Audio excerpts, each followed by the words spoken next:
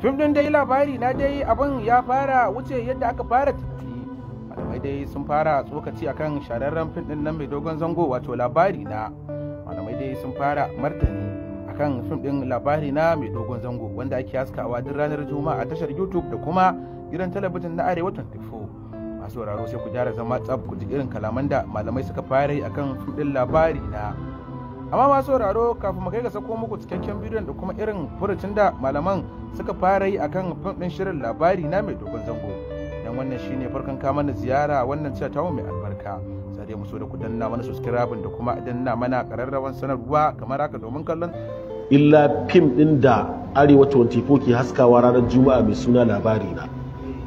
Shi wannan banzan labarin ko ka kalli labari na ko ka kalli wanda yake son gamawa da Allah lafiya ya gamu da Allah salin alin ya shiga aljanna, ya wayi gari yana son Juma'a ta zagayo ba don ya idin sati ba don ya dace da wannan yinin wanda manzo Allah sallallahu alaihi wasallam ya ce akwai wani yini da in mutum yayin addu'a za a karba, ba don ya karanta su kuma mutane ta yadda ba su da fahimta ba su ganewa.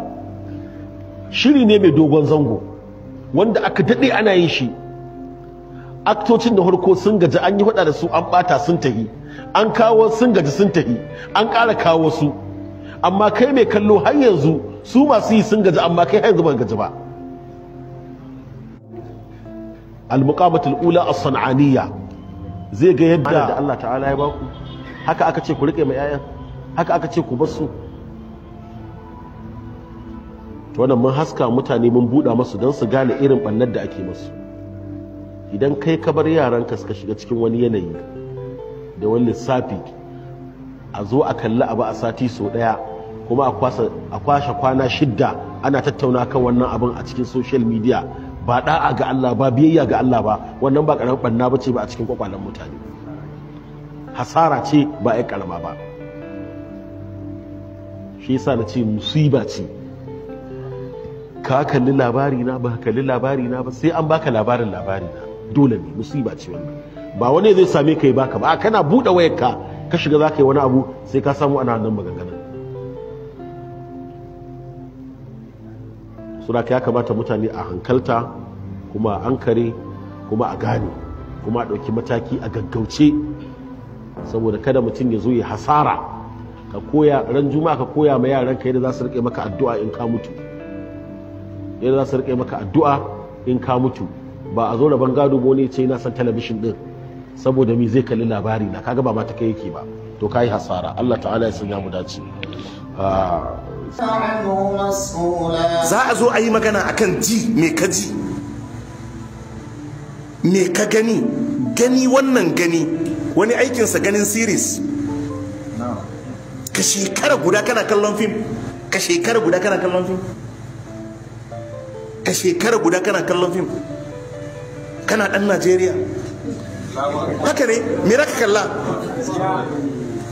Ka shekara guda kana kallon fim. Ji da gani Allah ya ce duka za a tambayi mutum a kansu. Kar ka dauka Allah ya baka ji duk abin da kaga daman ka ji zaka ji, a'a. Kar ka dauka Allah ya baka gani duk abin da kaga daman gani zaka gani, a'a. Ji ana tambaya akai, gani ana tambaya akai. Wal fu'ad shine cututtukan zuciya, hasadarka, gillinka, munanan zaton da kake ma mutane, duka za a tsira kai ama tambaya akai. Wannan fa duk abin da ya shafe ka ne, wannan duk abin da kai ya shafe ka ne. Kuma wallahi kun ga waɗannan tambayoyi ɗaya bayan ɗaya da ka amsa su.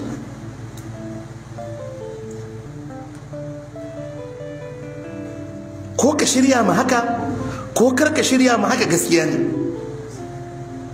za a tambaye ka.